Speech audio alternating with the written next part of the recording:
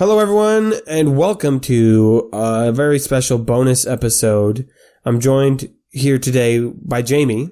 I just had a moment of my entire body just, like, my mind was like, think of something funny to open this episode. And there was just, it was a barren wasteland, and my whole body, like, froze up. Like, there's nothing. There's just nothing. I can't think of anything. And it was really, and then I realized I'd been quiet for like 5 seconds, and that was really embarrassing. So that's okay, where cool. I'm at. Thanks, Jamie. Yeah. That's where cool. I'm at with my life. So this is a Jake-less episode, so just prepare for that energy. And today we're going to be discussing the music of Season 3. We did a discussion on the Season 1 music, and I really enjoyed that conversation. One might think that we were going to do the music of Season 2 next, but no. No, we're skipping that one. Because it's just like, by calendar years, that was genuinely such a long time ago that, remember. like, Yeah. all of the Season 3 stuff is much, much more recent in Yes. my mind and in my clarity. Yeah, we never got around to a Season 2 one when we probably should have done it. Right, and now right. there's so much in Season 3 to talk about, and it's fresher in all our brains, so we're just going to do it. Season 2 has stuff. It has, like, fun, recurring things and we can talk about it. Things of that nature, but, like, I don't have them all memorized. We're not going to do it. Yeah, we're not going to talk about it. We're not going to. So instead, we're going to talk about Season 3. So, if you are interested in learning about some of the fun, hidden nuances to the music, some of the references that they make, some of the planning, some of the behind-the-scenes stuff of how Jimmy makes music, how we make music, because I help with some of them. In fact, there's one that we're going to talk about that I exclusively made. Yeah. And so we're going to talk about all of that. It's going to be just a fun, candid conversation. Hope you join along with us. And if you want to As opposed to our usual episodes where we lie. Well, we do. It's called role playing. So we do lie. Sure. We make stuff up. Yeah, this one is right. All real. No lying here. No acting here. Oh, my goodness. But if you want to join in on listening to that music, you of course can. Not at the same time as listening to the episode, because you can listen to one thing on your headphones at once, but you can listen to all the music from Season 3 by going to kqpodcast.com and clicking on the music button. It's all there. Now, the moment that I say that, the moment that I say that, the last album, Chapter 12, right, we have not made it yet at the moment of this recording. And so Given the length of time between us recording this and when this episode will go up, I think I will have enough time to get that posted and up and ready to be listened to. Yes. I'm not going to promise that, but I'm pretty sure we will. Yeah. So in theory, you can listen to all the music of Season 3 right now by going to nightsquestofficial.bandcamp.com. Yeah. That's another way to get there. But I recommend just going to kqpodcast.com because it's shorter. And you click on music. And you can listen to the music there. You can download them by paying $1 per album. Anyway, this isn't supposed to be an ad. It's just talking about music. It is a little bit. It's kind of an ad. We're telling you why the music's good and you should listen to it. My wife says the music is great to listen to while doing homework. So that's a plug. If you got homework or chores, great for that. I love hearing that. That's very kind. Yeah. All right, enough advertising. Let's get into it. I think we should probably start with the Season 3 theme song. Oh, yeah. So there's a lot of stuff in there. Okay, so right off the get-go, it's the same basic song. But right there, that was the Murgic theme, right? It definitely has a lot more Murgic-ness than the other two did. Actually, I don't think the other two had any Murgic stuff. And that's the PB theme right there, right? Yeah. A lot of this is a carryover from Season 2. Here comes Murgic. Bum, bum, bum, bum, bum. Yeah. With quite a bit of the classic Murgic stuff sprinkled in. Now that little cling was new for Season 3. Yeah. It's still the notes that are Murgic reminiscent, but it is a new... And we added more drums to make it sound more jungle. Yeah. It's also now technically... Oh, wait. We gotta talk about that. Yeah. That third note that kind of fades in at the end is the one that takes it from a regular major chord. It takes it from that to, crap, it's a music chord. And I had asked for that. I remember saying, I can't have it sound complete. It has to sound off because we opened season 3 with Mirjik has now like changed the world, and I wanted us to like hear that. And what's crazy is the first time I heard it, I genuinely was like, that sounds gross. I like it. But now I've heard it so many times, hearing it correct, like hearing in the last episode, we have it, the actual major chord, it sounded wrong because I was so used to the Mirjik version. Yeah. I think I remember doing a version where that note was too overpowering, and we had to like workshop it a little bit until it was. We did, yeah. Until it was just that right balance of like it's there, but and it is discordant, but it still isn't unpleasant to listen to. Yeah. I remember that. I really like that version. It also that was fun because I got to change over the whole song from 3/4 time to 6/8. So instead of like the other seasons sounding very dum dum dum dum dum dum, now it was like dun dun dun dun dun dun dun dun dun, like a lot more like straight up Pirates of the Caribbean or something. Yeah, and that's because of the drum. The drum beat really pushes that. Yes. There's a little bit like the drum beat itself is weird because like if you're not careful, it can end up sounding a lot different than you thought it would, especially with if you're changing the tempo and whatever. It ends up like. In my head, this was one thing, and now that I have it out in front of me, it is not what I expected. And then you have to, like, rework some stuff, and it's always interesting, yeah. And I know there were a bunch of little motifs throughout the season that or throughout the theme song that we missed, because they go so fast. Yeah, most of them were introduced in season 2, but we didn't talk about that. Yes, exactly. So, like, the season 2 theme song is the season 1 theme song with lots of fun motifs added. So when I made season 3, I didn't remove those. Right, because we're so used to them. Yeah, but I also didn't go track down a bunch of season 2 specific stuff. I just put in the Mirjik thing, right? So like, there's hints of Mother's Lullaby on the flute. There's, let me think. Or is that PB? Yeah. That might be PB. I feel silly that I have to. It's telling me to buy this album to support Knight's Quest. No thanks. I played a little Breaking Heart animation. It's the flute in the beginning, and after like the first 5 or 6 seconds. Okay. Boom, boom, boom, boom, boom, boom, boom. But I had to to slow it down a ton to fit with this song. I feel like there's other ones. Maybe I did remove some of them. Anyway, yeah. Anyway, we'll get to why I noticed those in a little bit. Right. Okay, so that's the theme song. So we're looking at the first album of the season, Chapter 9, JJ's Jungle Jams. What are some songs on this album that you want to make sure we touch on? Let's see. Probably some of the bigger ones. Probably the Beacon theme. Yeah, let's do that one. Cool. This ended up being... I say it ended up. Like, I knew we wanted the song for the city because we were going to be there for a decently long time, right? And that ended up being super helpful because I was able to use it for some other stuff later. Cool. This, I remember working on this, sitting in the lobby of a auto shop while I was waiting for them to do an appointment on my car. And like, I'm sure it was probably just a couple of days before the episode needed to go up, right? And I was just like frantically trying to finish all this stuff. Yeah. There's a lot of moving pieces in this one. There's the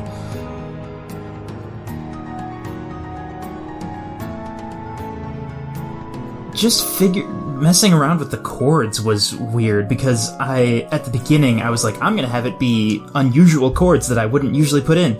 And, of course, that was biting off more than I could chew because it ended up... You try to make a song that's like... We can cut all of that. None of that was a sentence. The chords were interesting in this one. They gave me more trouble than I expected. That's all I was trying to say. I don't know why it was so difficult to form a sentence. But yeah, it's a really fun vibe in my opinion because it, like... I think part of what we wanted on the surface level was like, we want to get across what the people are feeling when they're seeing this brand new place for the first time. And I think it has a lot of that, I don't know if wonder is too strong of a word, because that really is where our characters were at. Like, oh, this is kind of awesome. Like, we're in a culture we don't know. We're meeting people that we never would have met otherwise. And there's something exciting about that on its own, even without the specifics of what they're here to do and what they're here to find and stuff like that. Right. Yeah. Yeah, I remember this happens a lot with this music you make, is I don't listen to it until I put it in the episode and just listen to it with the audio.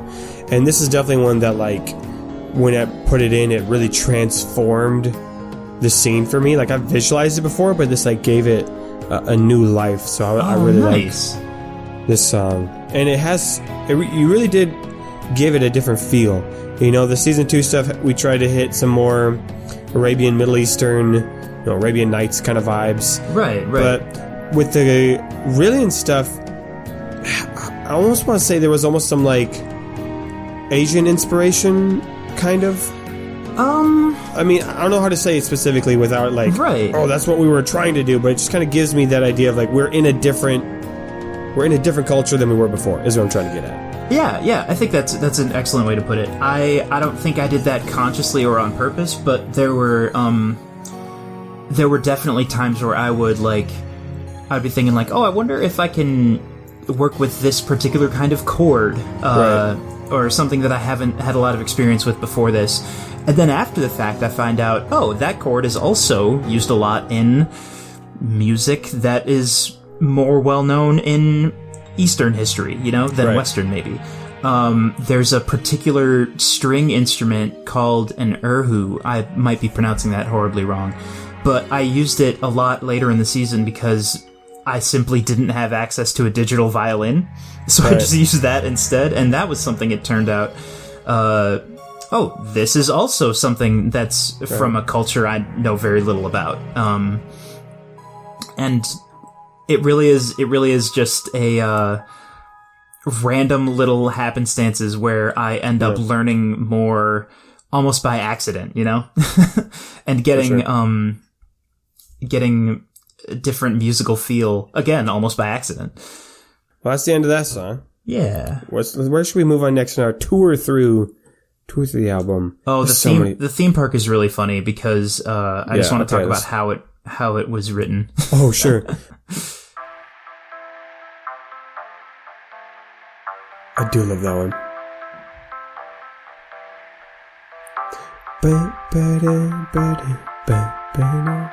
This was I was really happy with this because in the show we talked about how, like, it sounds like tinny, stereotypical theme park music, and I was working on it and I just kept thinking, like, this isn't feeling right. This isn't sounding as goofy as I want it to, and I can't figure out why. And then somehow, either maybe I thought of it, or maybe I, like, Googled how do you get that sound, and I suddenly realized, like, I just need to record it on a worse microphone. So I'd have my computer open, I have it recording, and then I turn up the volume on the computer itself and play the track to re-record it on these really awful laptop speakers, and it worked so well. And I was just like, this is great. Yeah. This is like that scene in Shrek. Yeah, this is absolutely what I wanted. So you had the computer recording itself. Yeah, absolutely, yeah. It was very those crappy laptop microphones came in handy for once versus biting us in the butt, like in episode 1. Yeah, absolutely. See, that's growth right there. That is. Yeah, that one really came through. Absolutely. Okay, where to next? So many options. I kind of want to do Pantheon Legends just so we can, because that has the motif in it, right? Yeah. So let's do that one. It's worth pointing out that, like, there's all kinds of stuff that we simply don't have time to talk about, unfortunately, because which is a bummer. We could do a whole episode on just one album, probably. Yeah, like discussing stuff.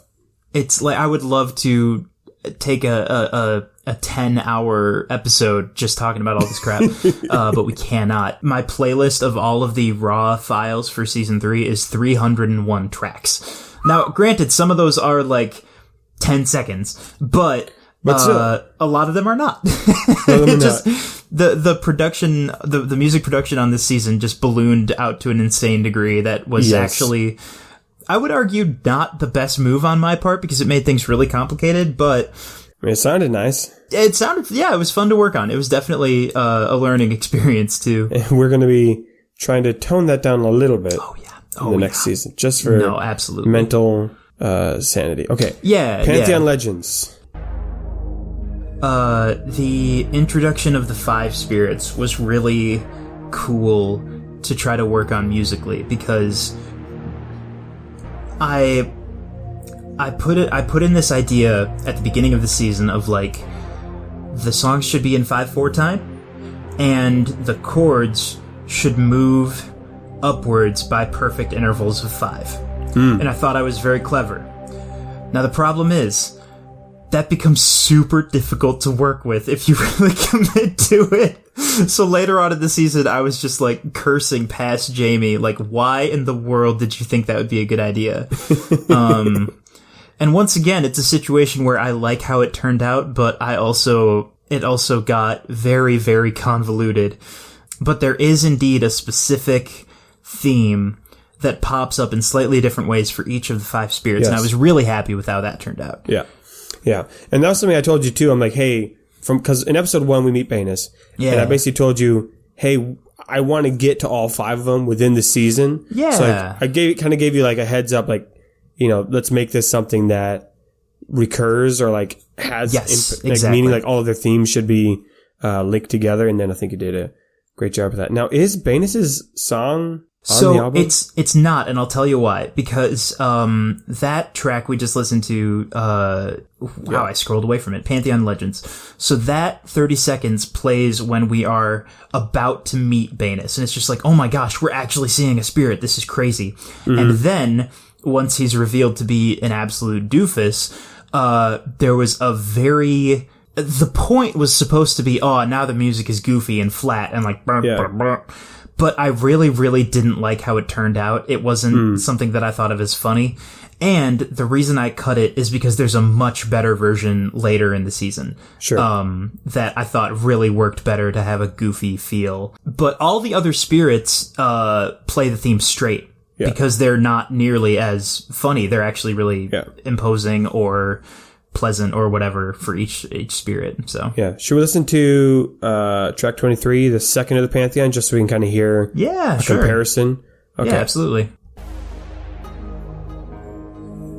So this is Duchas. Yes. Good old hyena, jackal, dog. Yeah. Duchas.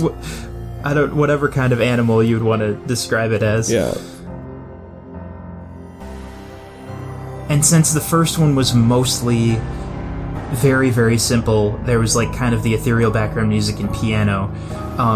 This is the first one where... Yeah. Or maybe the first one didn't have any piano. Maybe it's just this one. This is the first one where it feels like an actual melody, in my opinion. And it's really simple. It's just notes that go up.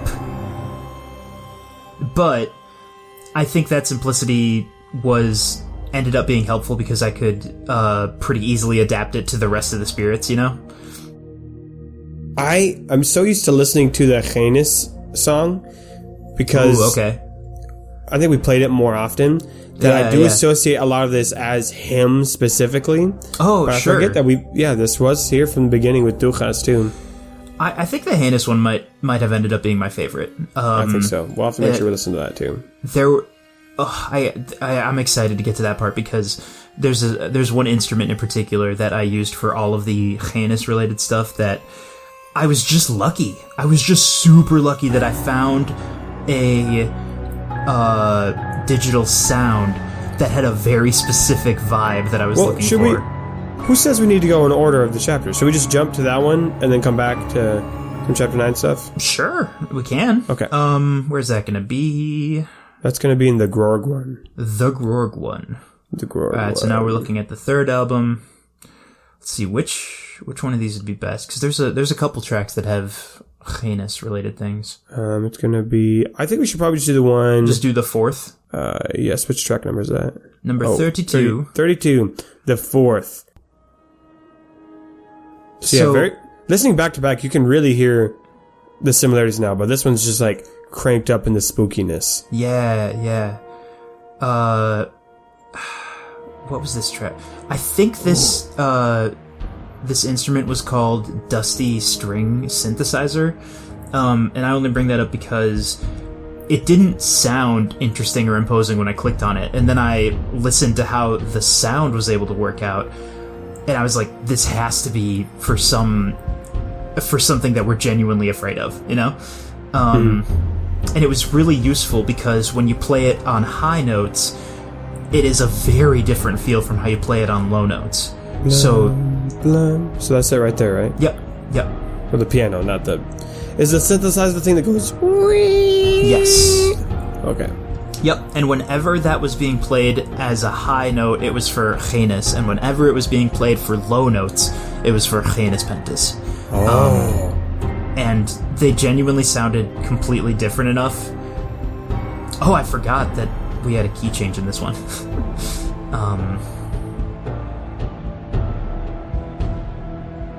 There's some builds.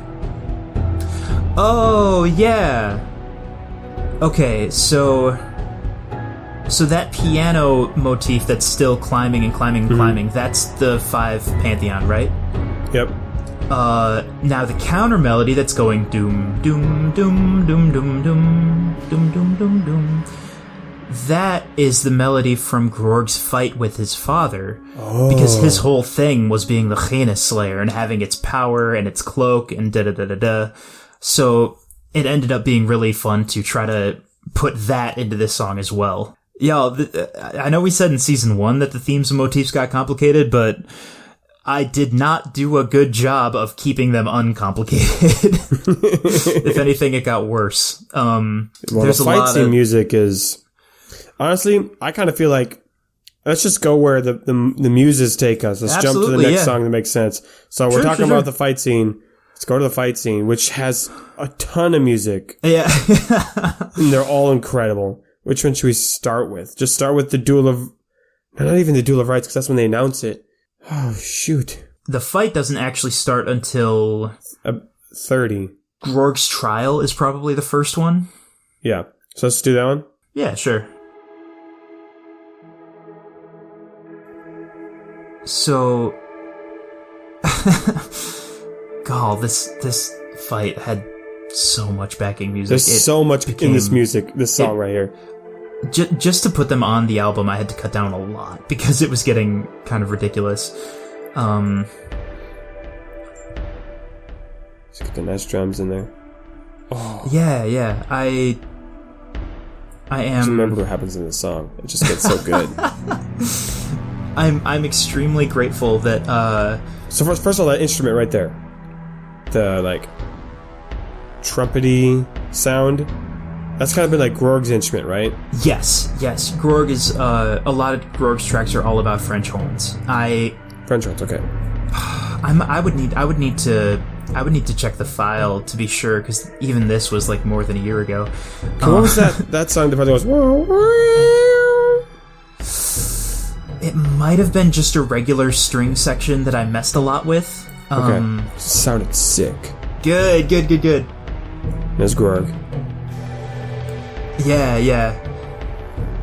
Oh, and I'm sure that was like the first hit or something, you know, the first attack. Yeah, because he always timed the hits to like a clash or something. It's fun to do that kind of thing, but unfortunately it makes it really difficult to reuse songs. Yes.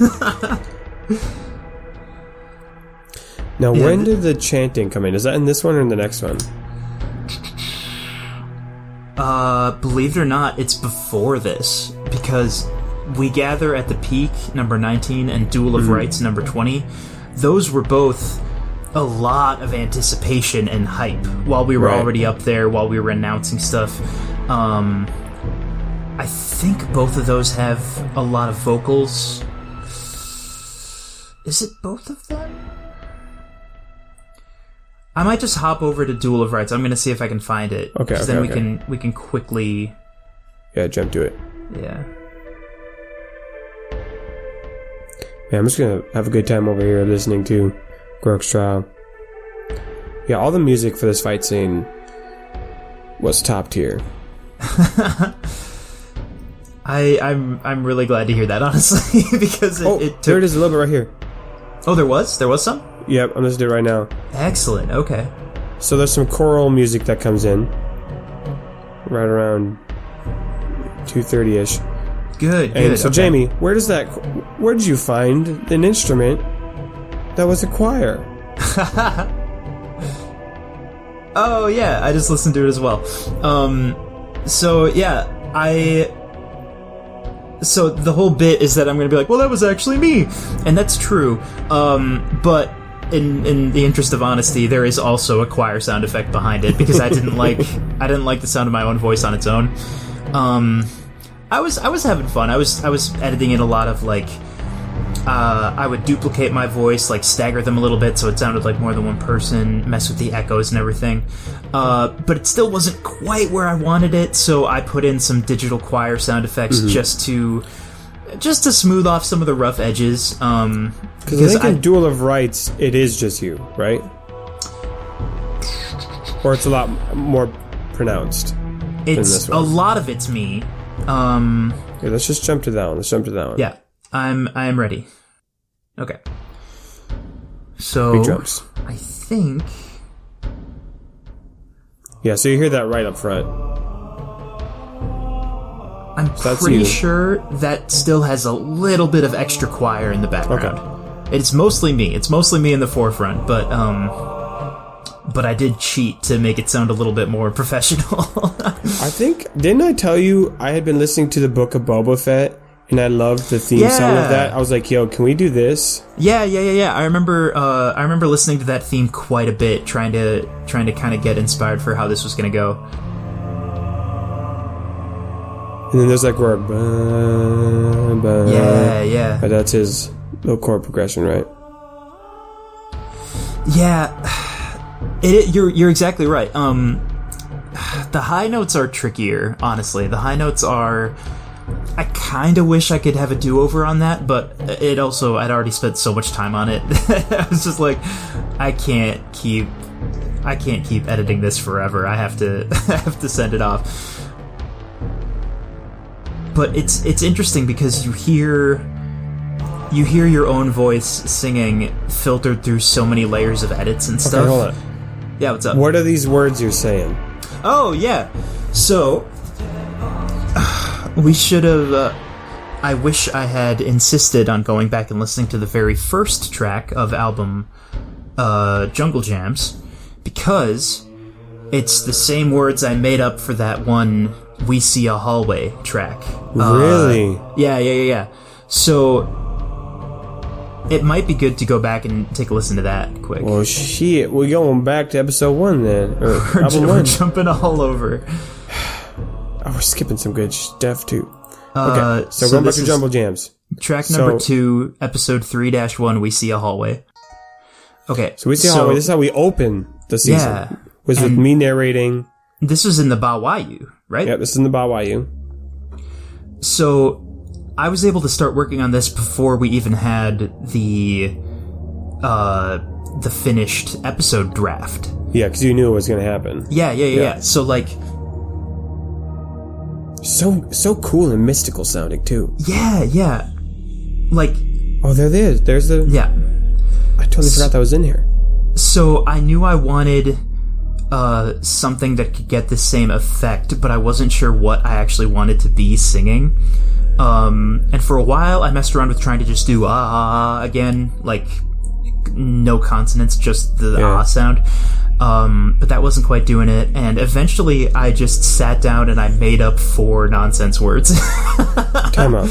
Do you have it panning from right to left? Yes. And shifting? Oh my gosh, I never noticed that. So, okay, if y'all listen to this on headphones, I might not come through because I might be lazy and just use a monotone version. But if you listen to the original track, and you have headphones that are different between left and right, it switches. Yeah, it's tricky because I'm trying to remember, like, when I listened to the episode as it came out, I remember being a little bit disappointed because I realized, oh shoot, I was not particularly careful in thinking about, hey, are my vocals gonna be audible when we have people talking over it? Right. like I didn't really properly consider, is that gonna work? Is that gonna blend? Do I need to be more careful than usual? And unfortunately, you can't super hear the vocalization well in the episode itself. So even though I love this track and I'm proud of how much work I put into it, I also realize there's something to be learned from this. Yeah, there's a lot of tracks that honestly you can't even fully appreciate them unless you listen to them on their own, because there's so much, and like there's a lot of them obviously they add to the episodes. Like that's like their purpose and they accomplish that. Yeah. But to get like all the, I hadn't noticed that motif or I hadn't noticed that thing. You don't pick it up when you just listen to an episode one time because you're focusing on the plot. But even on re-listens, you just go, oh, here's the song I like. And you don't notice, which is why I like doing these episodes to say like, hey friends, go back and listen, because there's tons of little details. Like Jamie doesn't just make a song because it sounds good. Like he squeezes in like little stuff because he can. It's like a little Easter egg. That's a really interesting question though, because like this is something I hadn't really thought about intently before working on this podcast, right? Is like, you could make the argument like, if you have a background score for a show like this and there's parts of it that you can't hear or can't pick out well, then it's not a good score, because because it hasn't done the job of a background score correctly, right? And that is something I've needed to like really analyze and think a lot about when it wouldn't have crossed my mind before. It would have just been like, oh, I'm going to write music and we're going to put it behind the thing. And like it actually is more complicated than that, you know? Yeah.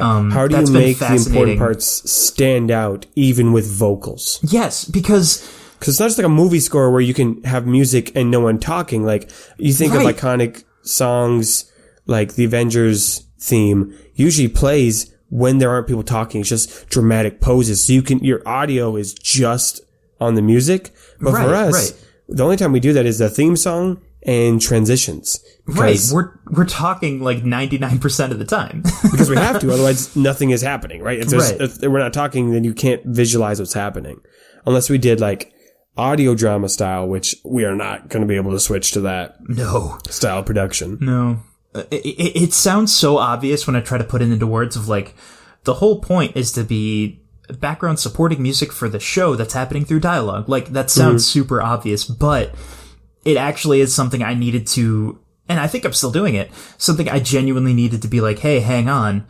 If this music is not supporting the dialogue, if it's taking away attention, that's actually not good, right? Yeah, because we for sure had that problem in season 1 where the music would be so busy, I had to turn it down so you could still hear the dialogue. And I didn't have that problem at all. In this season, we had gotten down to that point where it never was like, oh, this is too much. This is too much. You know? I think in a way I just was more careful when I was listening back to everything too. And like, trying to come at it from the perspective of like, if I'm listening to this for the first time, am I appreciating the music because it is bolstering up the show that's happening, or am I just getting confused because there's so much noise? There's so much noise. Yeah. So that's been a heck of a thing. Now that we're back in chapter 9, there's 3 songs I want to look at, and I think we can only do one just for sake of time. Okay. There was The Naming a Friend Maker, Borland Hall, and Training Montage. And I guess the dual songs. All 4 of those I thought slapped. Oh, I'm trying to think of which one. I would like to talk about the Training Montage. So, this dude, incredible! What an incredible start. This sound is bad, right? Like, it's so perfect. So I was so happy when I got to do this because, like, it's a comedy show, but we don't usually say straight up, like, it's time for a training montage. Yeah. So I don't usually have carte blanche to make a song very silly. Yeah. And like, Yeah, usually the songs are emotional. right. And like, I found a couple, Oh, dude, this theme though. it's really fun. I love it a lot. This was one of those songs that after hearing it, I just had to like just listen to this song Oh, good, on its own good. because I was like, dude, this song is a power song. I was so happy with it. Yeah, I got to use some tracks that I never would have put in other songs And because there comes the horns. they sound a little goofy. Yeah. Is that the French horn for Grog? This might be trumpet, because it's a bit higher. Honestly, with Grog, it was supposed to originally be French horn, but he ended up being trumpets as well. Like, Yeah. his whole jam is the whole brass section, honestly. Yeah. And you end up getting brass knuckles, so it works out. Hey, there you go. Yeah. And I only said because that's the name of this song, so I remember that. Right. This is when they're in the Instagram, right? Yeah. And he's trying to find his weapon, and Eloise she's either just training in general or she's looking Yeah, they're for... working with the trainers. They're working with the trainers. Dude, what Oh a yeah, that's banger. trumpet for sure. Banger and a half. No, I'm really glad. I'm genuinely dancing right now.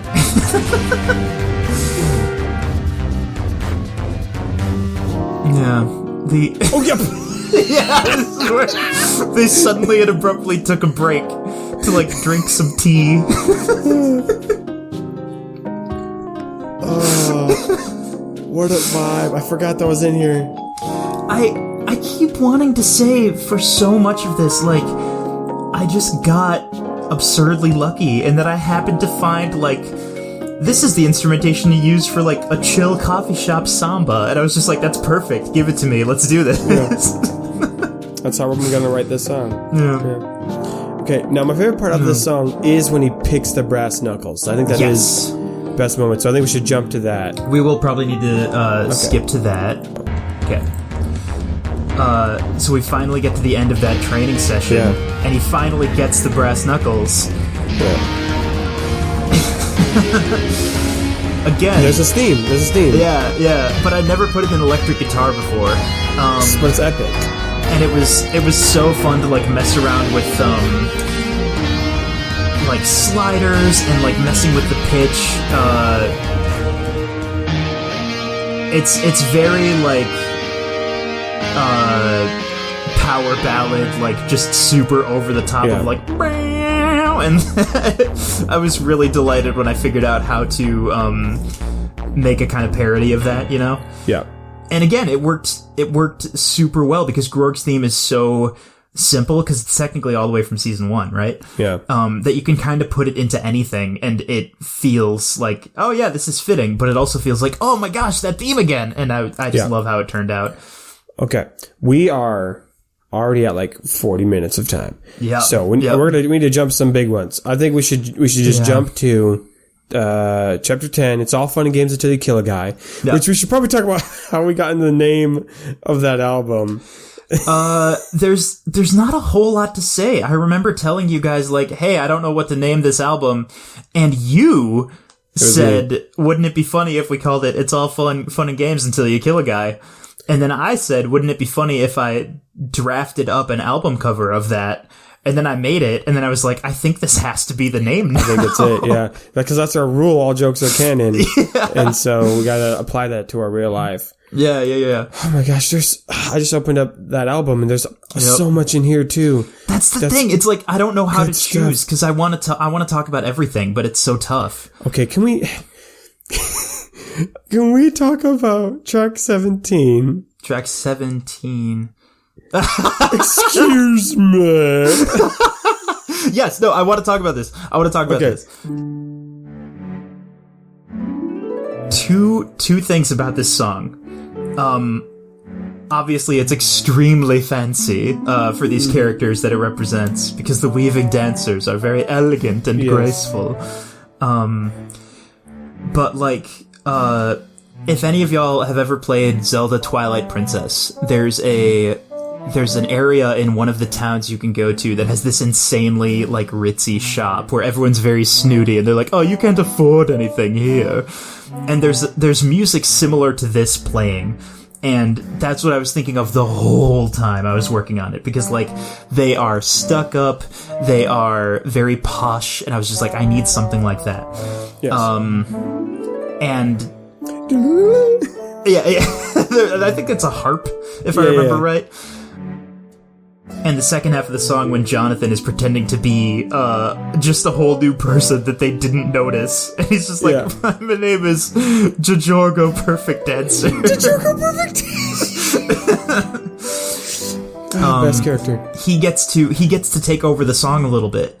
Yeah. Because it's still these instruments, but it's way faster, it's way more fun, there's a whole nother beat added. What part of that is in the song? Let's just jump to that. Yeah, sure. Let's see.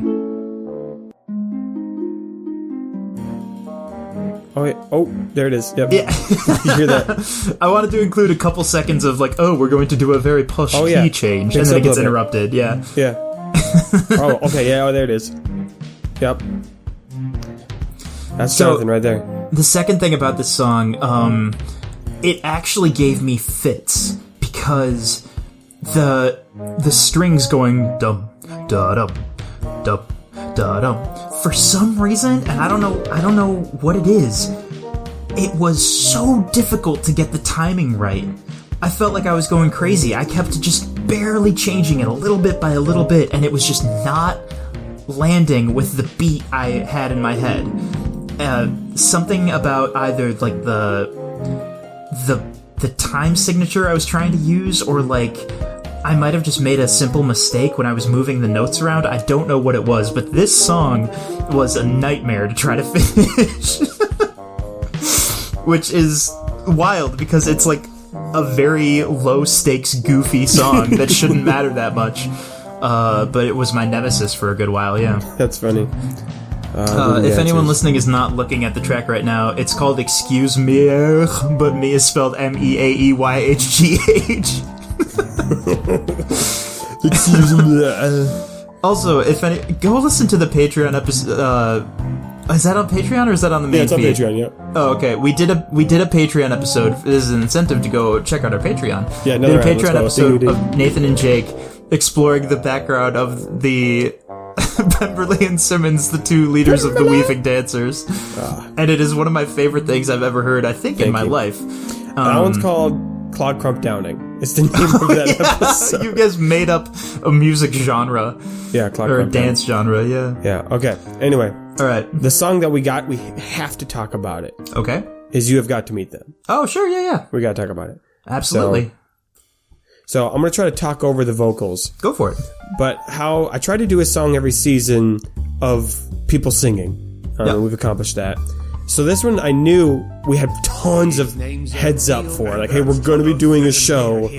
So I'm like, this is it. This is when we're going to do a song. We were able to work on a lot of this before we got anywhere near that episode, if I remember right. Yeah, actually, by the time we got to this episode, we had the lyrics ready to go, so I could just say the lyrics in the episode, and then we could record it later.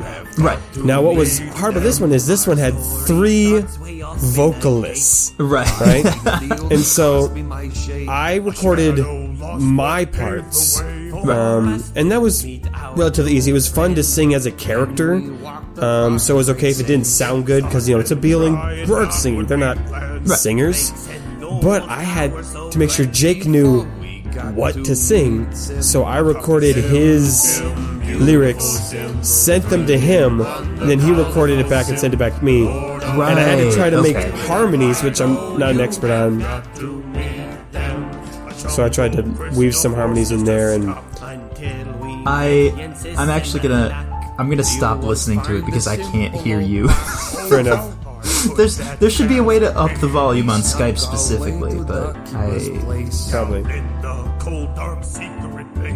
Yeah, and like once you guys had those recorded, they all ended up coming to me. And, that was like, I've never Well, that's not true because we did one of these in season. We did one in season 1 and season 2. Yes, that's what I'm saying. Yeah, we did every season. Yeah, but we've never done one with 3 different vocal tracks. Correct. So and I do think the voices did come through. Like Bill actually his harmonies. I think actually whoa. Yeah, he had a lot of fun with it. Absolutely, yeah. You still hear a lot of the character in each voice, which I thought worked super well. I was really impressed with you guys on that. Because, if you had hit every note perfectly, and if you had hit, how to put this? It would have sounded too good. It wouldn't have sounded right. It wouldn't have sounded like the people, you know? If you had perfect vocal diction and perfect, right. It just, that wouldn't have been what we wanted for this, you know? This part of the song right here, where they kind of break it down, was the hardest part for me. Because we changed the tempo of it, it slows down, and I didn't quite know how long to wait between everyone coming in. Yeah. But then it starts to come back in a little bit. So, it's come back. Right.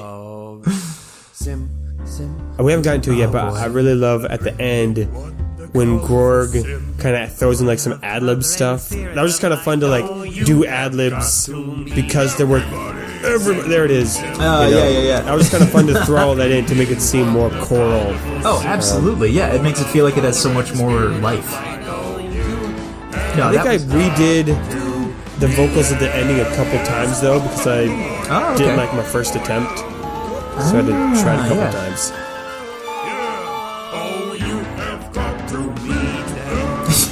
That's the ending. I did learn something though from myself in the season 1 stuff. When I would record the vocals, I was so ashamed of not ashamed, but just conscious of my roommates that I didn't project enough. Oh, and sure. so it came through in the season 1 stuff. So in this one, I had to make sure, no boy, you gotta belt out that Gorg singing. So yeah. I made sure I did that. It's kind of in a very real sense, you kind of just have to be dorky. Yeah, you just gotta embrace it, yeah. You gotta go for it, yeah. I had a little bit of an advantage over you because I recorded all my, whenever they were singing in this season, I just recorded it all in the attic. And I'm as far away from the rest of the house as possible. Right. In a soundproofed room. Okay. I think we should probably, again, there's so much, okay, before I skip it. Yeah. Because you know more of the fun things. Is there anything from chapter 10, It's All Fun Games to Kill, guy, this would be really interesting to talk about? If anybody wants to hear a bizarre synthesis of Mirjik's themes and the Knight's Quest theme, I would definitely recommend a song called Guess Who's Back, the Rhyme Waltz. That is track number 4 on this album. A lot of fun fight scenes and such. Guess Who's Back? Thrawn's Theater is a very fun jazz remix of the Beacon theme. That's why I wanted to listen to the Beacon theme earlier.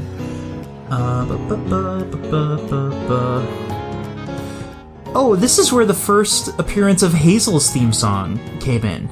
Oh yes, where's that? It's track number 22.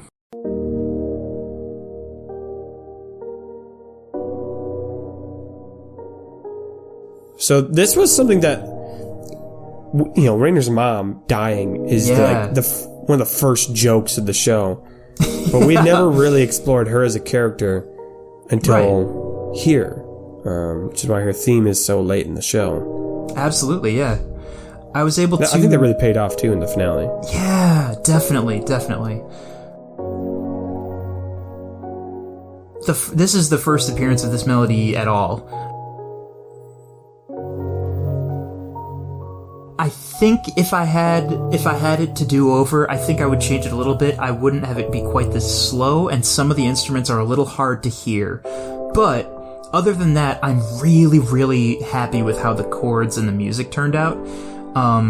It's something I've been making into its own just solo piano piece a lot recently, and just practicing that because I like how it sounds.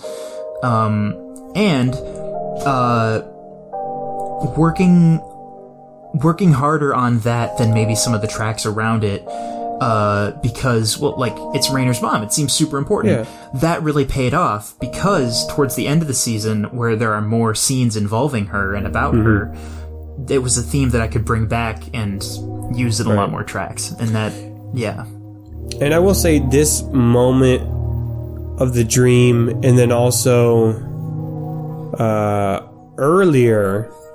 Well, I guess we have the conversation where Rainer talks with Bjorn. Does this theme come up in that part? I can't remember. Earlier in the season before this?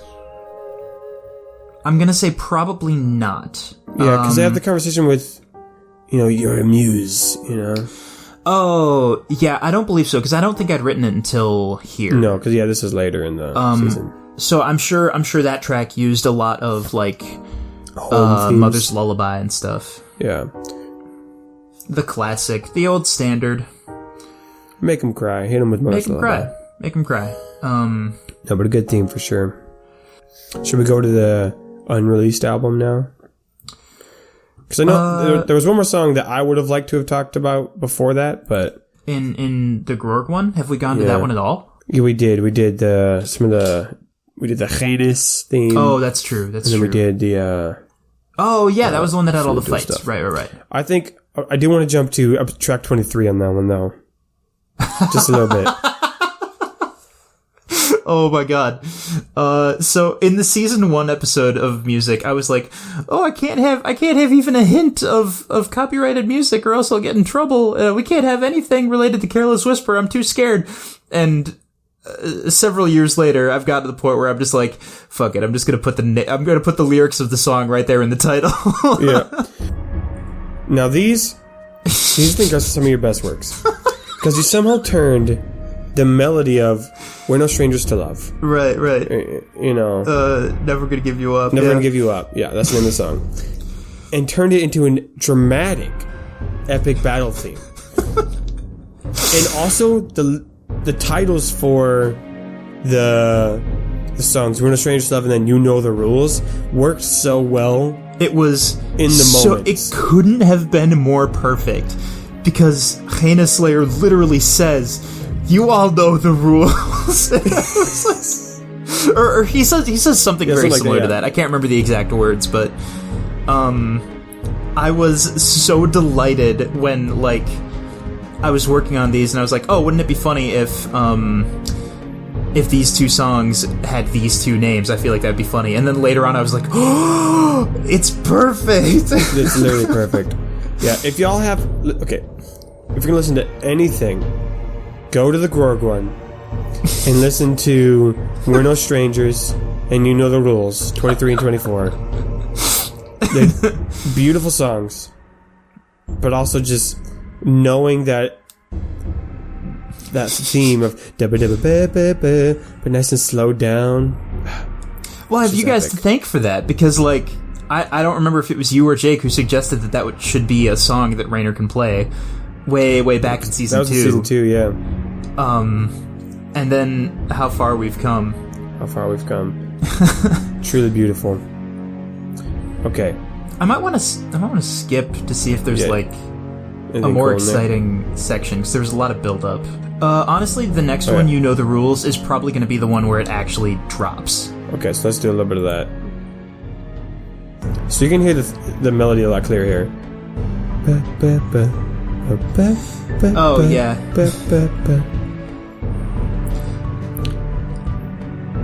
I was having a hard time finding something that was audible through the rest of the sound, so eventually I just went with an echoey piano. It doesn't super fit the arena, but whatever. But it works though. Good. I'm glad to hear that. Oh, there it is.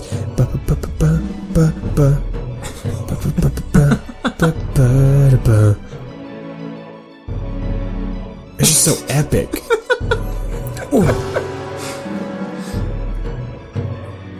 That was probably a hit, you know? Yeah, it must have been, I'm sure.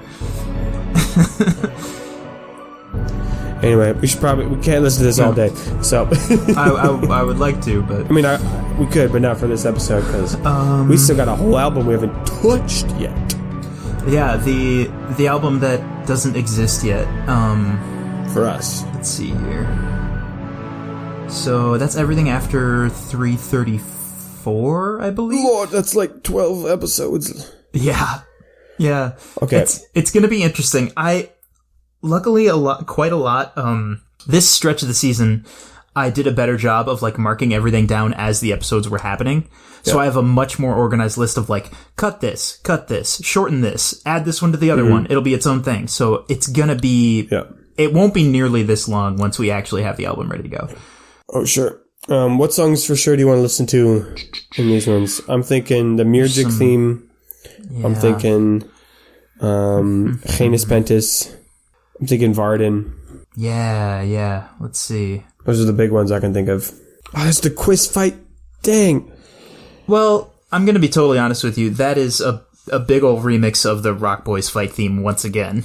A classic. Yeah. Just the song that we play for fight music. Exactly.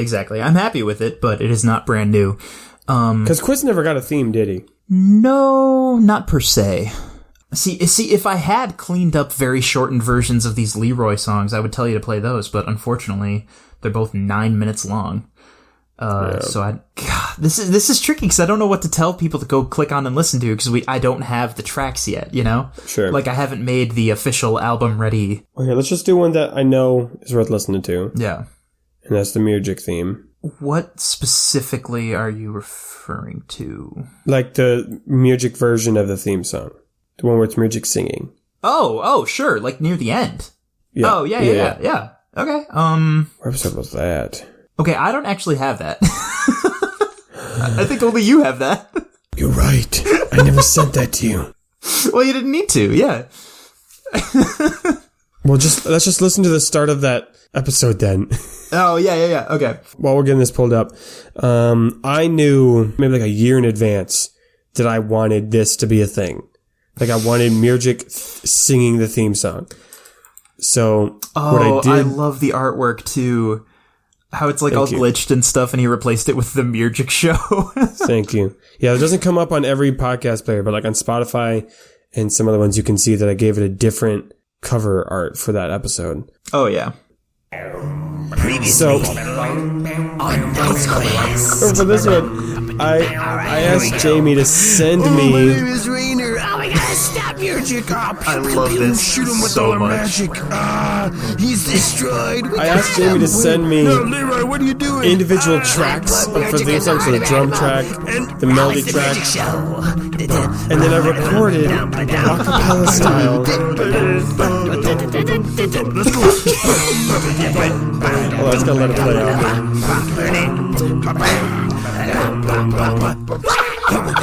It's time for the way to go. It's time for the better show. Yes, you've all been waiting for this. Here we are. Yes, the Murgic show.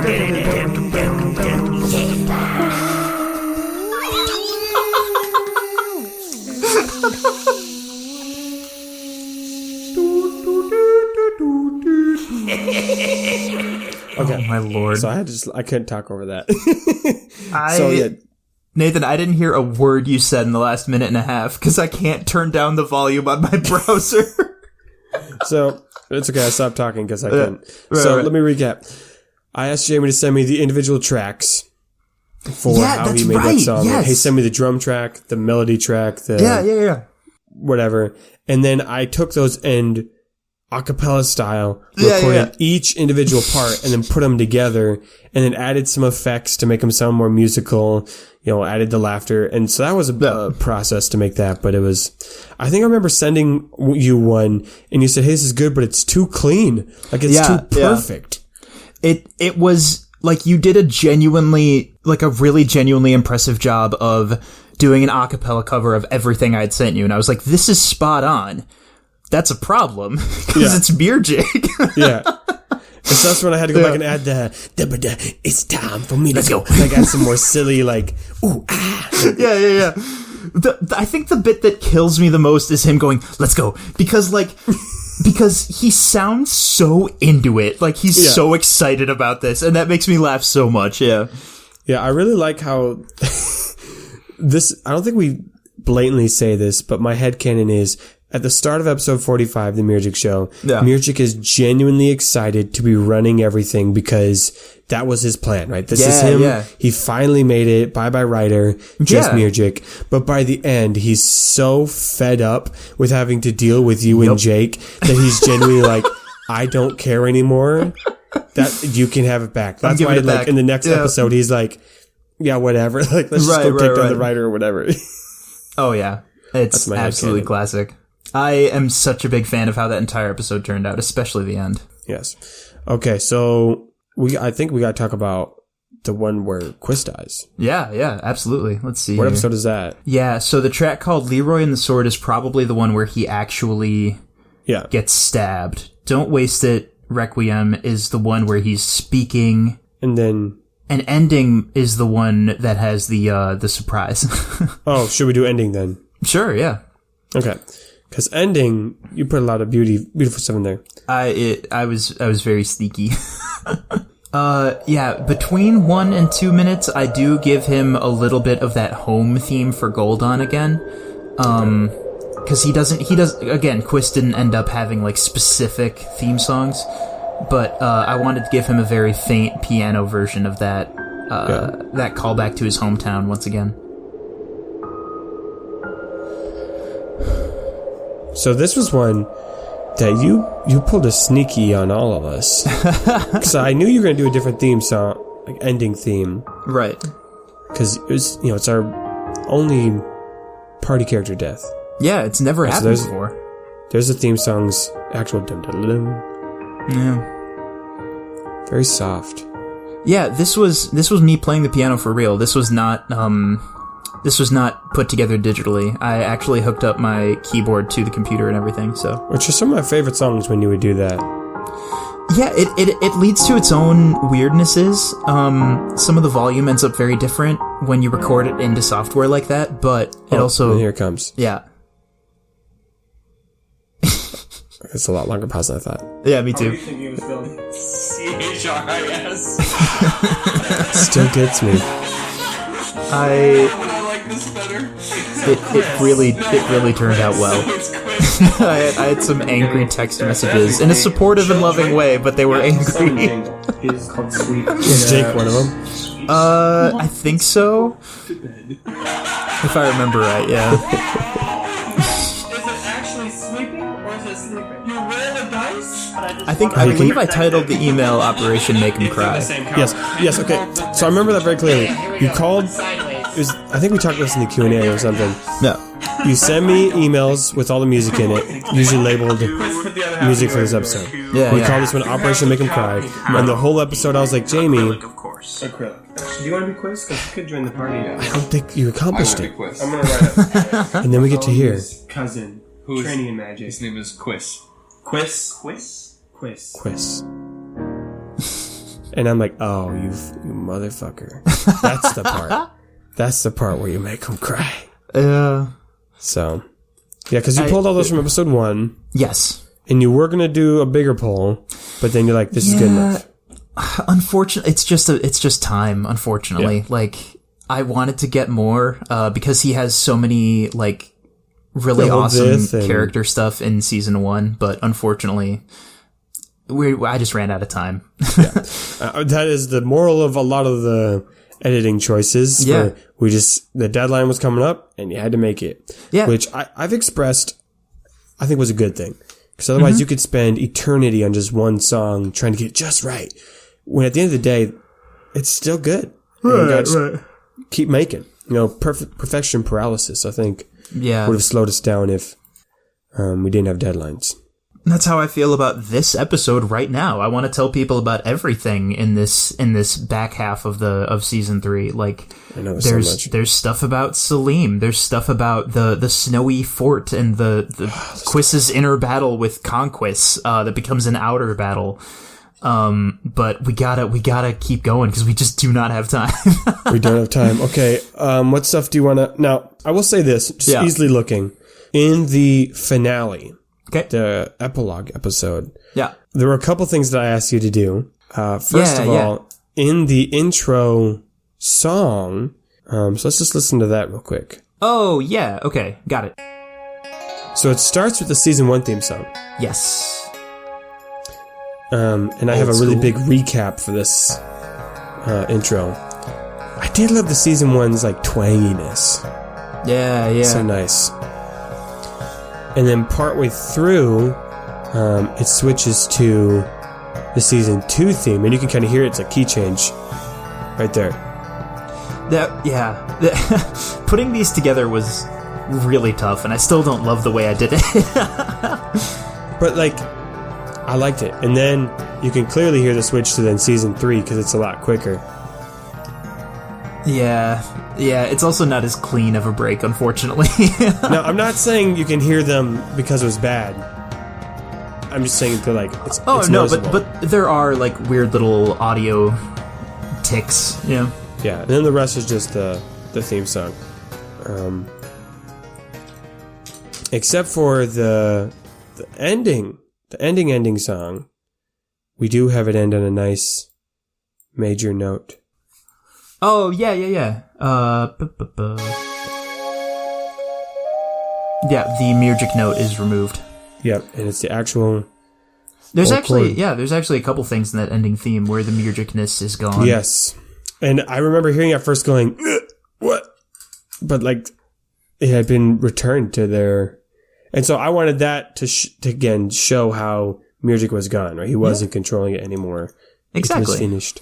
The Mirjik saga is over, yeah. A couple of things from the episode, just which I can see really easily in my folder, Yeah. is there were a lot of callback songs to earlier in the show. So we have the Tariv theme from season 2. Some stuff from season 1 with Costerine and the drinking contest. And that was partly due to we're not writing new songs, but partly because I thought they were cool callbacks as we're returning to all these places. The ending of season 3 was a strange intersection of like, we want to bring back older themes to really bookend the show and really like bring a sense of like, here's where we started, here's where we are now.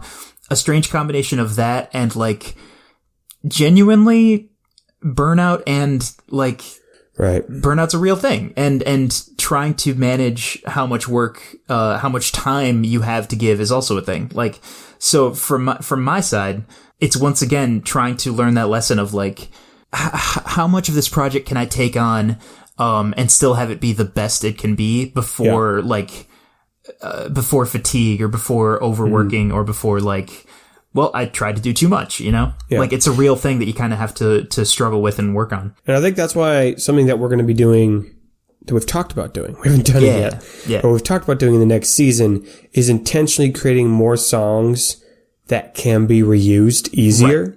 Right. Because that's something that, you know, I've been, ever since making the show, been paying attention. How do other TV shows and podcasts, how do they approach this issue? And serialized TV shows, like I watch One Piece a lot, they just reuse songs. Right. Just straight like there's up. a course of the songs, and this is the fighting song, or this is the tension song. But you don't care as a fan. You're like, oh, I like this song. Like it's not problematic. It actually helps you get back into that moment. Yeah. And so that's something we're going to try to do, is create more vibe songs. And this doesn't mean we're not going to create songs for special things or special characters. Oh, totally. But just to give us like, so Jamie doesn't have to create 7 new songs every episode. It can be like, hey, reuse these 3 and here's the new one, you know? It's tough because like for a while that was kind of a point of pride. That was something I really was happy with, of like, it's original music every episode. And I'm still really proud of that work, but unfortunately it just isn't sustainable as much as I'd like it to be, you know? It's not. Even if like this was our full-time job, it'd still be a lot. Right. But here's the thing, it isn't. Exactly. It's our hobby. Man, there's so many songs, and even just the last 5 episodes. Exactly. It's really hard to like, I don't, do we want to go into all the ones where like the world is getting evil and stuff? Like, there's songs for the Crystal becoming Mirjik. There's songs for Rainer becoming Mirjik. There's Freebird. Like, I don't know. I have no idea what to focus on. How about this? Let's do, just for sake of time, let's give ourselves something to wrap up. Let's talk about the Varden theme song. Oh, sure. Because we gotta do that one. Varden is good. Let's see. So this was our last, like, here's a new place song that we created for the season. Yeah, yeah. And I really like how it turned out because it was such a different place, right? So fast-paced, Oh yeah. so magical. As soon as you started describing like different kinds of technology that weren't available in the rest of Palladium, I was just kind of like, okay, I think I might have an idea here. And you don't want it to be so electronic and boop sounding, like beep boop robot. That you don't want it to be so over the top that it sounds silly. But you can add in like a little bit of things that sound more electronic and really get a different feel. Yeah. Well, I was going to say, not to like, circle jerk ourselves here, but I think you really accomplished the vibe of Arden as like this weird mix of like fantasy magic, but also like steampunk industry, like this weird mixture of like it's high tech, it's electric, but also no, this is the most magic you can get, and so it has like a good mesh of those two vibes, I think. I am so delighted to hear that, honestly. I would love to skip to 132, which is when the what's it called? Yes, the Hyperline. We finally see the Hyperline. Okay, 132, 3, 2, 1, go. Because this bit was so fun to work on.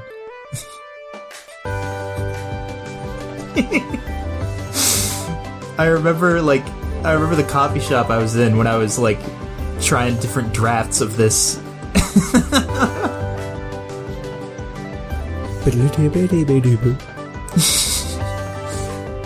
Ooh, come on. And again, like it really is one of those things where I'm just like I'm messing around with this software and I happen to find this particular sound and I happen to find like, oh, this sounds absolutely dope if I move around a bunch of short notes really, really fast. Yeah. And it doesn't even feel like I made something. It feels more like I happened to stumble onto something. And I'm just like, hell yeah, let's do it. This sounds good. Yeah, yeah. Yeah, It was the definitely Varden one of the more, like a lot of moments in working on this stuff feel like work or feel kind of stressful, but there are just as many moments where it's just like, oh my gosh, I'm actually super happy with this. Right. No, man, I love Varden. I don't think I've said this publicly yet, but I desire at some point, who knows when, this could be years, Okay. but I would love to do a whole season that takes place just in Varden. I mean, that'd be the place to do it. It's a 100-mile city. It'd be fun to like take this song and turn that into a new theme song or something. Absolutely, yeah. This is, I believe there ended up being a minor version when we're like running through it at a fast pace because everything's in danger or whatever. Where's that? First hit / Hyperline. Okay. Because the second half of this track is when we are running through Varden. Okay, so let's skip to that point then. Oh, I had not noticed that was the minor theme of this. Oh, yeah, there it is. It's crazy when you listen to it side by side. Yeah, yeah. You can notice these details. And I always end up thinking like, oh, it'll be easy. All I gotta do is change all the major notes of the chord to minor notes, and then it ends up taking way longer than I expect. No, that was so much fun. Because I don't usually write a lot of electronic sounding music for this show, so that was extremely fun. Same thing with the all the stuff with the Educator and Trouble earlier in the season. Oh, yeah. If y'all want to go check those out. We literally skipped all of that. Oh my gosh. There's just no time. Just no time. Sadness. Okay, I feel like we gotta talk about Pentas. Yeah. Because his music was so good that I'm gonna be mad editing this if we don't talk about it later. We could throw in like the first 20 seconds of the Mountain Hall for a motif that is used for Heinous Pentas quite a bit. It won't be like the full version of actually meeting him and like all his glory and stuff. Okay. So let's just do that and then we can jump. Yeah. Yeah, this is that epic stuff right here. Yeah. And I think what was that instrument? that's that weird dusty synth again. Oh, that you were talking about when it's Yeah, high pitched, yeah. it sounds one way. Now it's low. Yeah. It just felt eerie. super fitting when I was only using the low ones, yeah. And once I found it, that was super helpful because I could throw in little bits of it even back when we were only just talking about Heinous Pentis, right? Yeah. As like hints for what was coming next. It just sounded so eerie. Yeah, definitely. How about just the beginning of the first hit? Oh, the thing with the gun? Yeah, we can do that. Okay. Sure. So we're going to jump back to first hit, 344. Because this has got a lot of fun sound effects in it.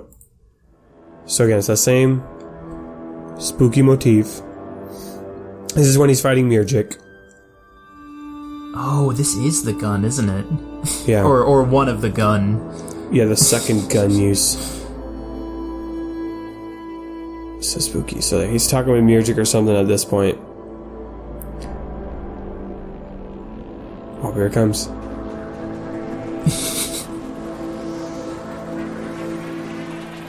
Oh no, he shoots him out of the sky. It was something like that, yeah. Yeah, that's what it was. Oh, this was fun to put together. The revving up thing, I think, was an actual music track, but all of the like jet sound effects and things whirring through the air, that was all under like look through our library of sound effects and like mixing and matching them and trying to mess with the sounds and put them together and change the pitch and stuff like that. Instead of a really intimidating and dramatic piece of music for Heinous Pentis, can I suggest a different one? Sure. Okay, so in episode 340, there's a track called Lullaby Before the War. Yeah. And I'm so... I want to talk about it because I put my own voice in Mother's Lullaby, and it's very pretentious, but I'm really happy with it. Alright, let's do it. Oh, And yeah, I hear it now. once again, like, I ended up lowering my voice in the mix, and I kind of wish I hadn't, even though it was probably a good move to make sure everything is still audible. But I really liked the thought of, like, and now that we know that the anima in Rainer's Ocarina is literally the spirit of his mother, like, him playing music has always been like she is there playing music with him. Yep. So, like, I really, really loved the thematic sound of, like, someone singing behind that, you know? Even though it's just me, like, I love how that, even though it's hard to hear it, it was still such a fascinating thing to work on, even if, like, you can't quite make it out in the episode itself, you know? Yeah. And then I got to do even more of that once we encountered the lover. And I put my voice through a couple different pitch shifts, so it sounds like there's multiple people singing, you know? Are we jumping over to the lover then? I think we should. Because... 346. Lover theme? Actually, no. It's 345, the lover speaks. Oh, the actual first time we hear her. Apparently there were more than one theme for the lover, it seems. Well, Well, no. 346 is one called Because Love we Theme. played the song, that's right. Because I said, Oh, I yeah, you were had playing the Rainer song, yeah. play the song to try to wake her up or something. Oh, yeah. Okay, so you want to do that one because it has you singing in it. Yeah. Okay. Yeah, you can hear it again there.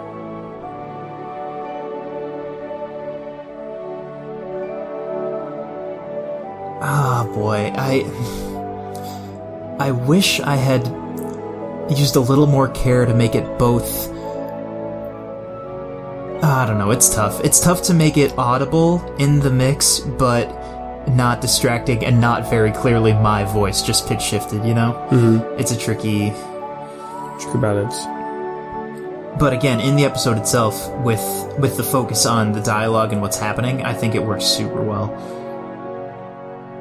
Oh, that entire sequence was so fun, especially when Lauren showed up and we were just completely gobsmacked. I'm sure I'm going to think of like, oh, there's so many themes and motifs I wanted to share with the people that I forgot about, but unfortunately, you kind of just have to let it go. let it go. Well, we clearly there was a lot more songs that we wanted to talk about. Wait. Last one, I promise. Okay, The last one. Song of Rank that Rainer plays yeah. when he becomes Murgic. In 47, that yeah. is each individual note that he plays on the ocarina is Mother's Lullaby just backwards. No, wait, where is that? Because it's not just... Episode 347, Song of Rank. Now, I did cheat, and I, extended some of the notes so that they made sense in the new melody, but it is the exact sequence of notes in Mother's Lullaby, just completely reversed. And I was really happy with how that turned out. That's pretty cool. Yeah.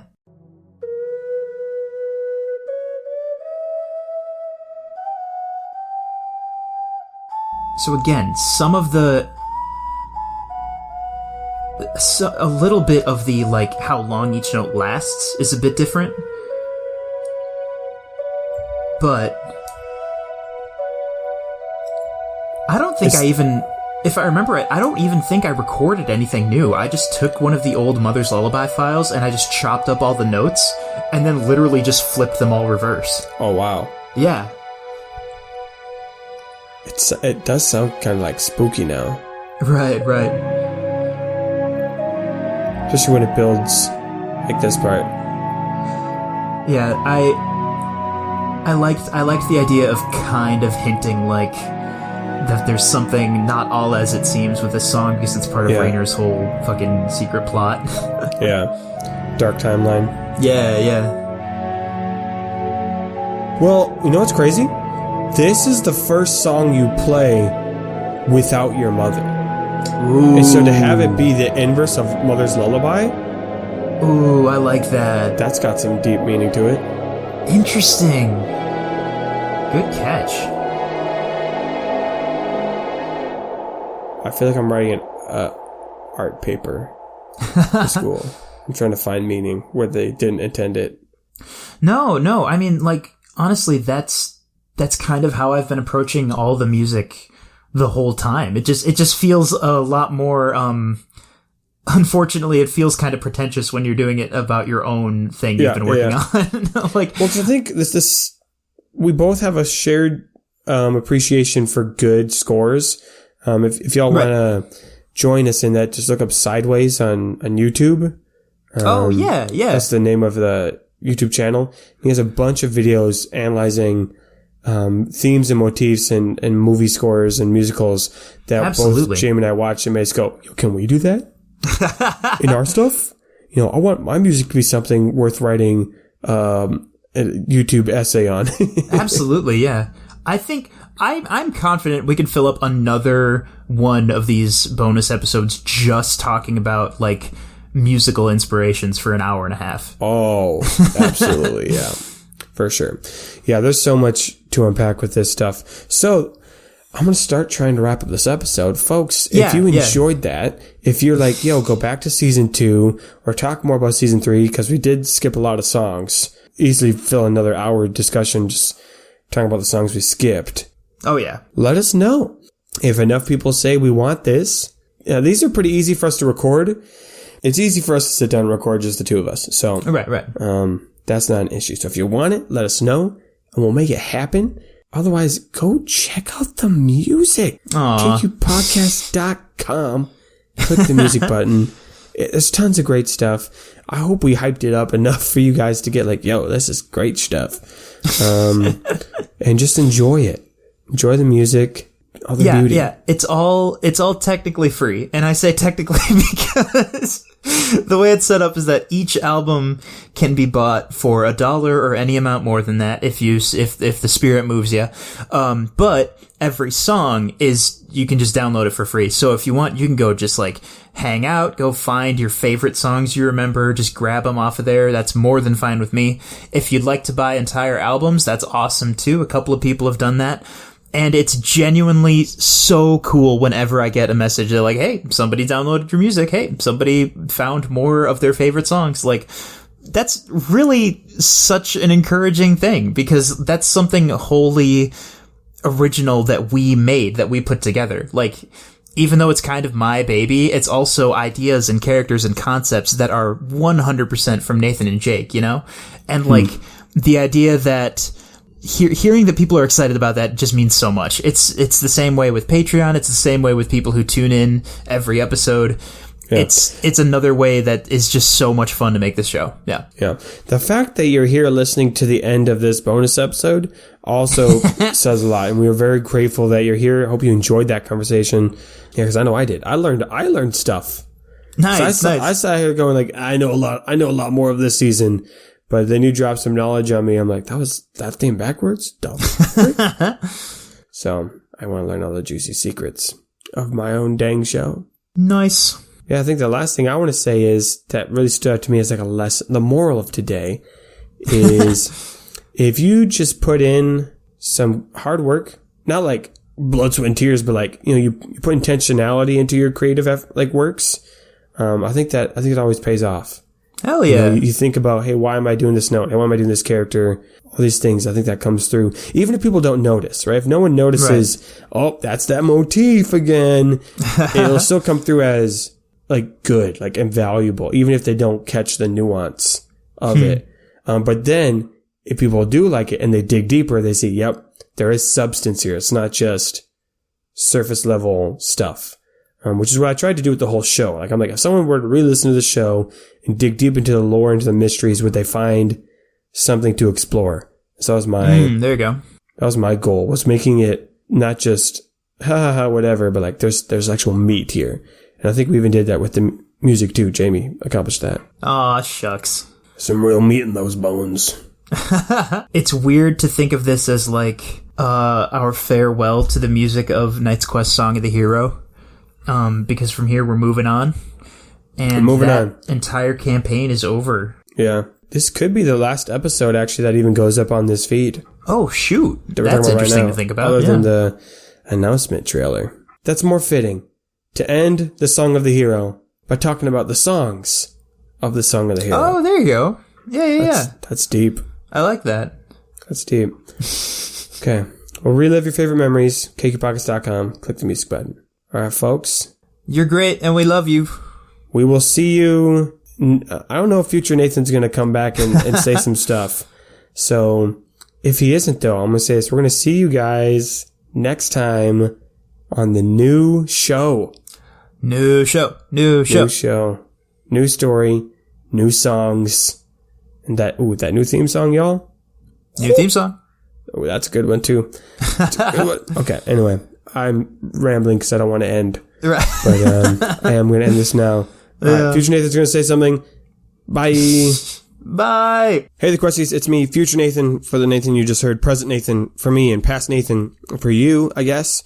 With a couple quick announcements. The final album is out and available. It's called Chapter 12 Coda. Again, you can find that by going to kqpodcast.com. Clicking on music, where you can find all of the music from Song of the Hero available to listen to. The only song that we listen to that isn't on there is, of course, the Mirjik intro theme song, because I never gave that to Jamie, even after we recorded this, so he wasn't able to put in the album, but you can still listen to it on the episode. So yeah, lots of great music. Please go check that out. And yes, I was correct earlier when I said that this is the last episode that we will be posting on this feed. So the next thing that you see on this feed will be an announcement / trailer letting you know that the new show is ready to go for you to listen to. Again, I don't have a day to give you on that one because we're still in production and things are taking a little longer than I would have liked, but that's life, right? So it could be a month, could be a little longer, maybe quicker. I'm going to say a month right now, knowing very well that it might be something different. So just thank you for your patience as we're preparing this. We really want it to be good and ready before we launch and not rush into things. So I hope you can understand that. But yeah, thank you so much for listening to this. Again, if you like that conversation, do let us know, because man, we missed so many songs that we could have talked about, and we would gladly discuss it again. So yeah, of course, I got to shout out our better tier patrons, Lowell, Long May He Reign, Mike, and those dang high elves again. Thank you. And thank you to all our patrons. You can join them at patreon.com/KQ podcast, where you got bonus content, some stickers for the highest tier, and fun fact, we haven't announced this yet, but starting next month, we're going to be upgrading the highest tier, the better tier, to include a bi-monthly little newsletter with little writings from Jake, Jamie, and myself on it. So that's going to be a lot of fun. So if you want to check that out, go and head over to patreon.com/KQPodcast. Okay, that's enough talking from me. Next time we see you, we'll be in the new season. Thank you all so much for your support. Go listen to that music. Go support it as well. We love you all. And may your place in his story be long.